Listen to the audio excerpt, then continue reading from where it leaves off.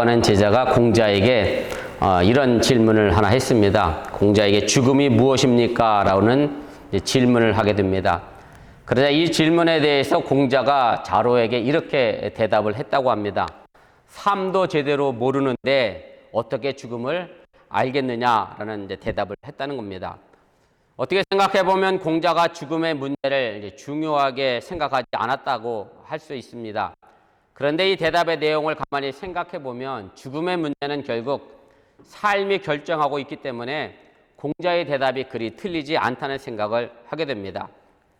무슨 말씀인가 하면 우리가 흔한 우리식의 속담으로 얘기하면 사람이 죽으면 이름을 남기고 호랑이는 죽으면 가죽을 남긴다라고 했는데 결국 우리가 이 땅에서의 삶에서 어떤 흔적을 남겼느냐에 따라서 그 이름이 따뜻하게 남을 수도 있고 그렇지 않을 수도 있다는 말씀이기 때문에 그렇습니다.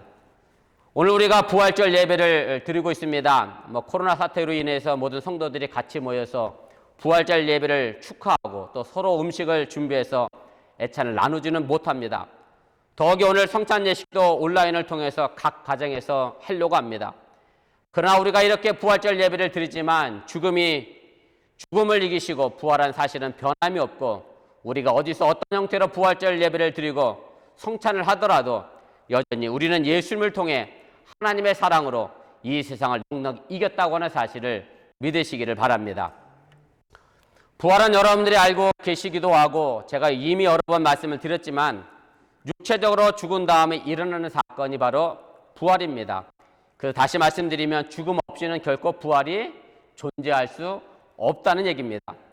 그리고 성경에서도 보면 죽음 이후에 궁극적인 세상의 마지막 날에 또한 우리가 부활할 것에 대해서 증언을 하고 있음을 보게 됩니다. 요한복음 5장 28절부터 29절 말씀입니다. 이를 놀랍게 여기지 말라. 무덤 속에 있는 자가 다 그의 음성을 들을 때가 오나니 선한 일을 향한 자는 생명의 부활로 악한 일을 향한 자는 심판의 부활로 나오리라. 우리가 이 말씀을 가만히 살펴보면 우리가 알 수 있는 것이 하나 있는데 세상 마지막 날이 되면 무덤 속에 있는 모든 사람들이 다 부활할 것이라고 분명하게 말씀하고 있습니다. 그런데 부활이라고 해서 다 좋은 것이 아니라고 하는 사실에 우리가 주목할 필요가 있습니다. 무슨 말씀인가 하면 요한복음의 이 말씀은 하나는 생명의 부활로 부활할 것이라고 얘기하고 있고 또 다른 하나는 심판의 부활로 나타난다라고 말씀하고 있기 때문에 그렇습니다. 그리고 이것이 어떻게 그렇게 구별되고 결정되는지도 요한복음에 기록이 되어 있는데 선한 일을 향한 사람은 생명의 부활로 부활할 것이고 악한 일을 향한 사람은 심판의 부활로 나타난다라고 말씀하고 있습니다. 그래서 제가 앞서 드린 말씀처럼 부활이라고 하는 것은 결국은 우리의 삶과 직접적으로 연결되어 있음을 알게 됩니다. 그래서 우리가 어떻게 부활할 것이냐를 결정하는 것은 죽음 이후에 나타나는 것이 아니라는 말씀이고 지금 내가 살고 있는 삶의 현장에서 죽음 이후의 부활을 결정하게 된다는 사실을 여러분들이 깨달으시길 바랍니다. 이것과 관련해서 사도 바울이 가지고 있었던 부활의 개념을 하나 살펴보려고 합니다. 에베소서 2장 1절에 있는 말씀인데요. 제가 읽어드립니다. 그는 허물과 죄로 죽었던 너희를 살리셨도다 라고 말씀합니다. 예수님께서 우리를 허물과 죄로 죽었었지만 우리를 다시 살려내셨다는 부활의 정의를 내리고 있는데 우리가 죄와 허물로 죽었다라고 하는 이 얘기는 결코 우리가 육체적 죽음을 죽었다는 뜻이 아니라는 사실을 우리가 알게 됩니다. 다시 말씀드리면 이 땅에서 살고 있다고 해도 전부 살아있는 존재가 아니라는 그런 뜻입니다. 허물과 죄로 죽었다라고 하는 것은 우리가 윤리적으로 바른 생활을 하지 못한 것을 의미하는 것은 아닙니다. 하나님과 우리 인간의 관계가 잘못되었기 때문에 창조주 하나님 앞에서 우리가 영적으로 죽음의 상태에 놓여져 있는 것을 사도 바울은 죄와 허물로 우리가 죽었다라는 말로 표현하고 있음을 우리가 알 필요가 있습니다. 그래서 우리가 죄와 허물 속에 있어 하나님과 교통하지 못한다라고 하면 바로 이것이 죽은 것이라고 하는 말씀입니다. 그런데 주님께서는 우리에게 가르침과 삶으로 그리고 십자가의 죽음으로까지 우리를 죄와 허물로부터 살리는 은총을 베풀어 주셨음을 여러분들이 믿으시기를 바랍니다. 그래서 우리가 산다는 것이 무엇인지, 살아간다는 삶이 무엇인지, 어떻게 사는 것이 가볍게 사는 삶인 것인가를 예수님 보여주셨다라고 하는 얘기고, 그리고 더 나아가 진정한 승리가 무엇인지를 우리에게 알게 해주셨는데, 이것은 전적으로 우리를 향한 예수님의 사랑임을 또한 깨달으시기를 바랍니다. 그래서 결국 우리는 우리의 삶 속에서 죄와 허물을 떠나 하나님과 새로운 관계를 다시 맺을 때에 죽음에서 새로운 생명으로 부활한다고 하는 사실을 여러분들이 믿으시기를 바랍니다. 어찌 보면 우리 어번교회 성도들은 인생의 절반 정도는 이제 살았습니다. 물론 인생의 절반도 더 넘게 사신 분도 계시기도 합니다만은, 그런데 지난 돌아온 삶의 모습을 되짚어 보면 우리 모두의 삶이 힘이 들었음을 우리가 알게 됩니다. 특별히 지금은 코로나 문제로 인해서 그 어느 때보다 삶이 가볍지 않고 무겁다는 것을 새삼 다시 한번 느끼게 됩니다. 그런데 사실 제가 짧은 인생을 돌아보면서 무겁지 않은 것이 삶이 아님을 알게 됩니다. 우리가 살아가는 이 세상의 삶은 여러 가지 이유와 모양으로 무겁고 어려운 것이 사실입니다. 그렇기 때문에 우리의 삶이 더욱 진지해질 수 있다고 하는 얘기고요. 우리의 인생이 더 값어치 있게 된다는 사실을 여러분들이 깨달으시기를 바랍니다. 내가 힘쓰고 애써 살아갈 때에 바로 그 인생에 무게가치가 있는 것이지, 우리가 이 인생에 대하여 힘쓰고 애쓰지 않는다라고 하면 우리의 인생의 값어치는 가벼울 수밖에 없다는 말씀입니다. 그리고 예수님이 친히 고난과 십자가를 통해서 삶의 무게와 가치를 우리에게 알려주셨음을 또한 여러분들이 믿으시기를 바랍니다. 제가 지난주에 설교 시간에도 언급을 했습니다만, 처음 사람들은 십자가가 죽음이고 또 끝이고 패배라고 절망이라고 그렇게 생각을 했습니다. 그런데 오늘날 살아가고 있는 우리 자신도 가끔 살펴보면 내가 항상 패배자이고 내 삶에는 절망뿐이라고 생각하는 사람들이 의외로 많이 있음을 알게 됩니다. 쉽게 말씀을 드리면 세상의 다른 사람들은 다 잘 되고 성공적으로 사는 것 같은데 왜 내 삶만 이렇게 구질구질하게 살아가느냐, 왜 나는 이렇게 실패하고 절망하고 고생하며 살아가나 하며 생각한다라고 하는 그런 얘기입니다. 이틀 전인가요, 갑작스럽게 우리 집사람에게 카톡이 하나 왔습니다. 하와이에서 목회할 때 잠시 저희 교회 다녔던 친구가 하나 있었는데 어학연수차 하와이에서 한 1년 정도 머물다가 저희랑 1년 정도 같이 신앙생활하다가 다시 이제 한국에 나갔는데 벌써 못 만난 지가 10여 년이 넘은 아가씨라기는 좀 또 그러네. 그때는 아가씨였는데 어저께 통화하다 보니까 그 친구 나이도 벌써 38살이라고 그렇게 얘기를 하더라고요. 근데 이제 그 친구가 집이 굉장히 부자인 것 같아요. 자기 말로는 그래. 근데 죄송합니다만 남의 사생활 얘기를 해서 부모님이 이혼하시고 자기가 강남에서 혼자 이제 오피스텔에서 독립해서 사는데, 왜 자개치들은 잘 나가고 잘 먹고 잘 사는데 나만 왜 이렇게 결혼도 못하고 내 인생은 구질구질하냐, 아마 그런 식의 투로 우리 집사람에게 아마 하소연 아닌 하소연을 했던 것 같습니다. 가만히 생각해 보면 다 뭐 그 친구의 말처럼 저 사람은 잘 나가는데 왜 나는 이렇게밖에 못 사나라고 생각하며 살 때가 있는 것이 사실이다라고 하는 얘기입니다. 그런데 오늘 우리가 이 땅에 살면서 화려하고 높아지고 많은 것에만 우리가 관심을 갖고 살아간다라고 하면 우린 여전히 다른 사람을 바라보면서 나 자신이 실패자요, 절망하고 패배자라고 빠질 수밖에 없다고 하는 사실을 여러분들이 기억하시기를 바랍니다. 그런데 바로 이런 시각이라고 하면 예수님이야말로 가장 큰 실패자일 수밖에 없다는 말씀입니다. 왜냐하면 예수님은 우리가 바라는 것 그 어느 것 하나도 이루어내지 못했기 때문에 그렇습니다.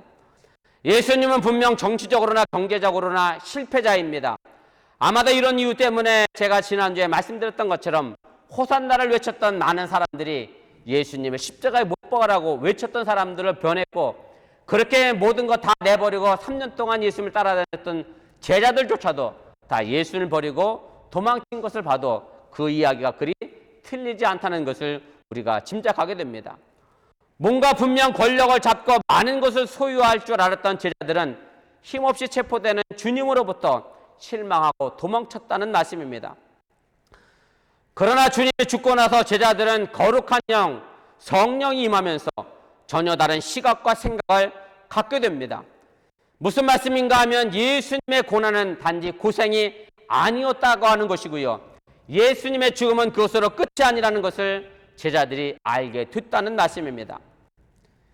지금 우리가 겪고 있는 삶의 무거움, 이것이 우리가 제대로 가고 있다고 하는 삶의 증거임을 여러분들이 깨달으시기를 바랍니다. 그저 탄탄대로의 삶의 축복이라고 하면 예수님은 굳이 우리에게 낙타가 바늘귀로 들어가는 것이 부자가 하나님의 나라에 들어가는 것보다 쉬운다라는 말씀을 하지 않았을 겁니다. 더 나아가서 가난한 자가 복이 있다고도 말씀하지 않았을 것이고 애통하는 자가 복이 있다는 말씀도 아예 하지 않았을 것이라고는 사실입니다. 제가 이런 말씀을 드려서 오해하실까 드리는 말씀인데 그렇다고 해서 부자가 되지 말라는 이야기는 아닙니다. 예수님이 말씀하신 것은 부자가 하나님 나라에 들어가기 어렵다는 것이지 불가능한 것은 아니라는 얘기입니다. 예수님 당시에 부자가 정상적인 방법으로 부자가 될 수 없는 상황이었기 때문에 예수님은 부자가 천국에 들어가는 것이 어렵다라고 말씀하신 것이고 부자가 되면 천국에 결코 못 들어가는 것은 아니라고 하는 얘기입니다. 그래서 제가 여러분들에게 축복하기는 여러분들 모두가 다 열심히 땀을 흘린 대로 모두 부자 되시기를 바랍니다. 그래서 바로 어번교회 성도들이 부자도 천국에 들어갈 수 있다고 하는 사실을 분명하게 보여줄 수 있기를 주님의 이름으로 간절히 축원을 드립니다. 그러나 부자가 되는 것에는 우리가 조심할 것이 하나 있습니다. 단순히 물질만 많은 것으로 부자로 살지 말라는 말씀입니다. 아무리 많아도 여러분들이 가난하게 살아가시기를 바랍니다. 제가 부자로 살면서 가난하게 살라고 드리는 이 말씀은 내가 열심히 모아 부자가 되었다고 해서 그 모든 것이 내 것이라고 생각하지 말라는 말씀입니다. 많은 것을 가졌음에도 이것이 내 것이 아니라 하나님의 것이라고 이야기할 수 있고 그렇게 생각하는 사람이라고 하면 바로 우리는 부자면서도 가난하게 살아가는 사람임을 여러분들이 깨달으시길 바랍니다. 제가 지난주엔가 이런 뉴스를 하나 봤습니다. 지금 코로나 시국으로 인해서 부자가 두 부류로 나눠졌다고 하는 얘기입니다. 한 부류는 엄청난 금액을 기부하는 부자들이 있고 또 한 부류는 그 돈을 가지고 호화로운 도피 생활을 하는 부자들이 있음을 뉴스를 통해서 제가 봤습니다. 제가 이 두 부류의 차이가 과연 왜 생겨났을까를 생각해 봤는데 이거와 별반 다르지 않을 것이라는 생각을 하게 됩니다. 무슨 얘기냐면 많은 돈을 기부하는 사람은 내 물질이 내 것만이 아니라는 것을 인정하는 사람이고 많은 사람들을 통해서 내가 도움을 받아 부자가 됐음을 인정하는 사람들이 아마 기부했을 것이고요. 자신의 것이 자신만의 것이라고 생각하는 사람이라고 하면 아마 호화로운 도피 생활을 하는 부자가 아닐까 그런 생각을 제가 하게 됐습니다. 우리 기독교인들의 물주관은 그렇습니다. 내 것이 내 것이라고 생각하는 것은 아닙니다. 내 것은 곧 하나님의 것이라고 생각하며 사는 것이고 바로 이렇게 살아가는 것이 바로 낙타가 바늘귀로 들어갈 수 있는 방법이고 부자가 천국에 들어갈 수 있는 방법임을 여러분들이 믿으시기를 바랍니다. 우리는 이 땅에서 결코 홀로 살아갈 수 없고 더불어 함께 살아가는 세상임을 알면 부자이면서도 가난하게 살아갈 수 있다고 하는 사실을 여러분들이 깨달으시길 바랍니다. 예수님이 이 땅에 계시는 동안 백성들의 가난과 외로움과 고통을 외면하지 않았고 그들과 함께 이 아픔에 대해서 같이 아파하시고 함께 울어주셨던 것처럼 우리가 산다고 하면서 바로 우리가 이렇게 예수님처럼 다른 사람들의 아픔과 고통을 외면하지 않고 같이 아파하고 함께 울어준다라고 하면 바로 우리가 하나님의 나라가 우리의 것이 된다고 하는 사실을 여러분들이 믿으시기를 바랍니다. 그런데 여기서 더욱 조심해야 될 것이 하나 있습니다. 다른 사람들과 같이 나누고 더불어 살아가고자 하는 이 마음이 부자가 된 다음에 생기는 마음이 아니라는 데 있습니다. 바로 이런 마음은 없을 때부터 있어야 되는 마음입니다. 작은 것이라도 나눌 줄 아는 데서 부자가 되어서도 이 마음을 유지할 수 있게 된다는 말씀입니다. 내가 어느 정도 살게 되면 남에게 베풀어야지라고 생각하는 사람은 평생 동안 아무에게도 베풀고 살 수가 없습니다. 왜냐하면 출발부터가 욕심이기 때문에 그렇습니다. 제 형편이 이것밖에 안 되는데 어떻게 남에게 베풀 수 있겠는가라고 생각하는 사람은 평생 언제나 남에게 베풀 형편이 안 된다라고 생각할 수밖에 없다는 말씀입니다. 그래서 하는 말로 내게 주어진 무거운 삶에 대해서 여러분들이 피할 수 없다고 하면 즐길 수 있기를 바랍니다. 우린 결코 이 땅에서 쉽고 편하게 살 수는 없습니다. 내게 주어진 삶에 주님과 함께 동행하심으로 말미암아 기쁨으로 살아갈 수 있기를 주님의 이름으로 간절히 축원을 드립니다. 사실 하나님의 나라로 들어갈 수 있는 조건은 참 말로는 간단하고 쉽습니다. 제가 앞서 말씀드렸던 것처럼 이것도 말로는 쉽습니다. 무겁고 어려운 삶 속에서 기쁨으로 살라고 하는 말은 참 쉽지만 막상 고난과 무거움을 가지고 살면서 기뻐하기는 그렇게 쉽지 않기 때문에 그렇습니다. 그렇기 때문에 우리는 항상 주님이 내게 주신 그 사랑이 기준이 되어야 하고 그 사랑의 기준으로 해서 우리가 살아갈 때 바로 우리는 분명 말로가 아닌 행함으로 살아낼 수 있다고 하는 사실을 여러분들이 믿으시기를 바랍니다. 그래서 우리는 돈을 벌어도 사랑으로 버시기를 바라고요. 삶을 살아가면도 언제나 주님의 사랑으로 행할 수 있기를 부탁을 드립니다. 오늘 우리가 읽은 본문 37절의 말씀을 가지고 제가 오늘 설교 제목으로 삼았습니다. 37절 본문 말씀 제가 다시 한번 읽어드리겠습니다. 그러나 이 모든 일에 우리를 사랑하시는 이로 말미암아 우리가 넉넉히 이기느니라. 힘들고 어려울 때일수록 아니 일평생을 살아가면서 이 말씀을 꼭 기억하시기를 바랍니다. 우리를 사랑하시는 주님의 주신 사랑으로 우리가 이 땅에서 살아갈 때 바로 우리가 넉넉히 삶을 이겨낼 수 있다고 하는 사실을 여러분들이 기억하시기를 바랍니다. 아마도 부부싸움을 안 하는 집은 없을 겁니다. 물론 가끔 우리 집은 부부싸움 안 합니다. 뭐 그런 집은 제가 만나긴 합니다만은 진짜 부부싸움 안 하는 저도 가보고 싶을 때가 종종 있습니다만은 근데 부부싸움 할 때 보면 웬만하면 대부분 돈 문제 때문에 이제 부부싸움 하는 경우를 많이 보게 됩니다. 돈이 없어 부부싸움을 한다라고 하는 얘기죠. 그런데 그것도 가만히 살펴보면 돈이 없어 부부싸움 하는 것이 아님을 알게 됩니다. 결국은 뭐가 없으면 부부싸움을 하냐면 사랑이 없으면 부부싸움을 하게 되십니다. 사랑이 있으면 돈이 없어도 부부싸움 하지 않고 행복하게 잘 살 수가 있습니다. 제가 어저께 우리 집사람하고 통화했던 친구 얘기를 했습니다만은 그 친구가 목사님 가정을 보면 늘 행복해 보여서 참 좋아요. 그런 얘기를 했는데 그도 제가 하와이 힐로에서 제가 엄청나게 큰 집에서 살았거든요. 엄청나게 잘 먹고 살았거든요. 아마 그 친구가 그거 보고 우리 집이 참 행복하다 그렇게 생각했던 것 같습니다. 사랑이 없으면 싸울 수밖에 없습니다. 돈에 패배당하는 것은 돈이 없어서가 아니라 사랑이 없었다라는 것에 우리가 주목할 필요가 있습니다. 그저 돈 잘 쓰고 화려한 겉모습으로 사는 것으로 인생에서 이겼다라고 생각하지 마시기를 바랍니다. 제가 지난주에 한국신문에서 이런 기사를 봤습니다. 참 씁쓸한 기사이기도 합니다만은 코로나로 인해서 한 달 200만 원도 벌기 어려운데 그래서 지하 월세를 살면서도 남자들은 무슨 차를 타고 다니느냐면 BMW를 타야 되고 여자들은 가방은 이 정도는 들어야 된다는 애요. 샤넬 가방은 들고 다녀야 된다고 그런 세태를 꼬집는 기사를 제가 봤습니다. 어저께 통화한 친구 얘기를 자꾸 해서 미안한데요. 그 친구가 어디서 근무하느냐면 현대 기아차 충전소에서 전화 받는 일로 일을 해요. 근데 한국사에서 그런데 현대 기아차 충전하는 차를 타는 남자는 만나지 말라 그런데 그럼 못 충전하는 차는 최소한 만나야 돼요? 테슬라 타서 차 충전하는 남자를 만나야지 현대 기아차 충전하는 남자는 만나는 그런 얘기가 있다 그래서 참 한국 사회의 씁쓸한 한 현상을 보는 것 같아서 참 마음이 아팠습니다. 사실 꽃이라고 하는 것은 굉장히 화려합니다. 그런데 열매라고 하는 것은 꽃이 펴 있는 동안은 결코 맺혀지지 않습니다.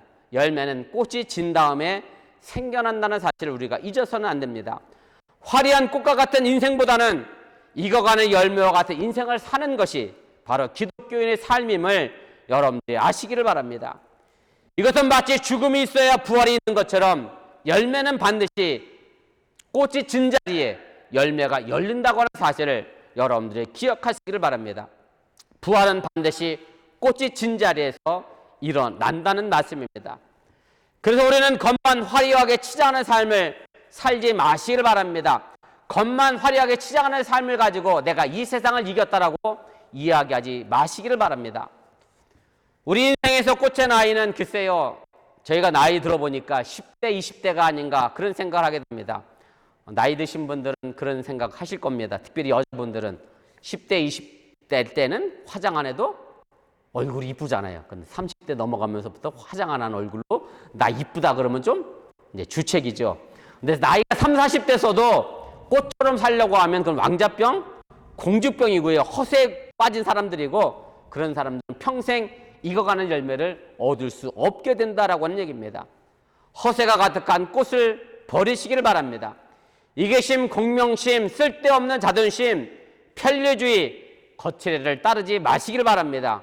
우리의 목표는 꽃이 아니라 열매임을 믿으시기를 바랍니다.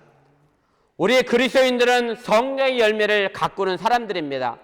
성령의 열매를 하나로 묶어주는 것은 바로 주님이 주신 사랑임을 또한 잊지 마시기를 바랍니다.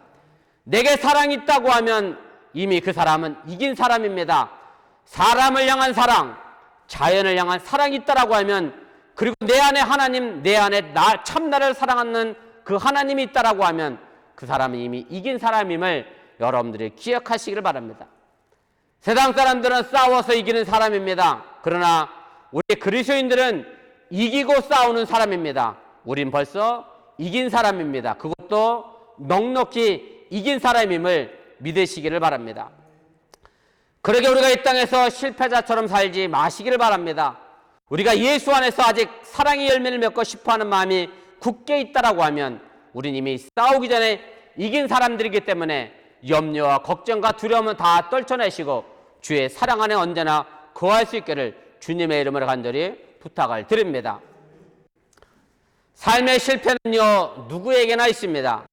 그러나 그 실패가 더 나은 승리를 향한 삶의 출발점임을 아는 사람은 바로 그 사람이 그리스도인이라고 하는 사실을 여러분들이 깨달으시길 바랍니다.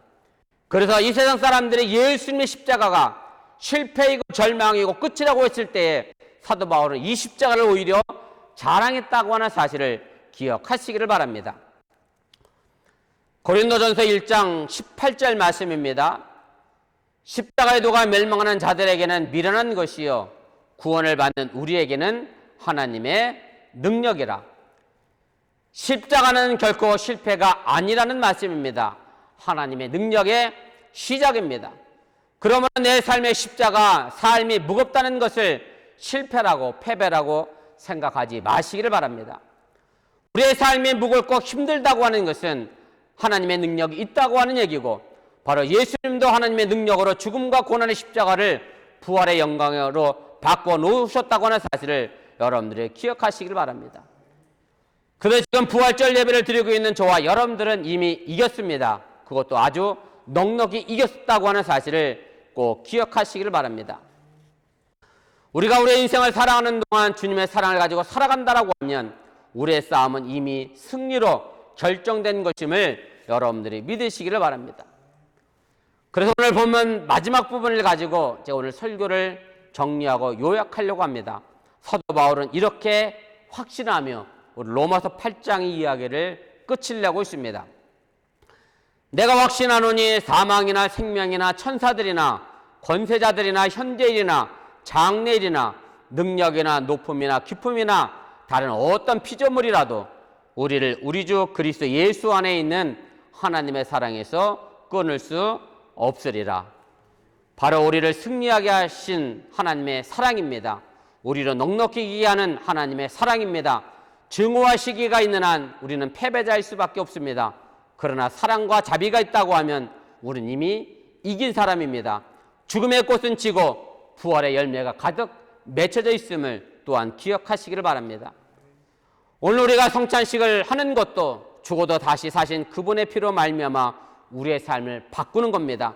십자가가 어리석으며 패배라고 하는 세상을 뒤집어 놓는 것이 바로 이 성찬 예식임을 여러분들이 기억하시고 바로 오늘 이 성찬 예식을 통하여 부활의 승리의 영광이 여러분들의 가정 속에도 넉넉히 임할 수 있기를 주님의 이름으로 간절히 축원을 드립니다.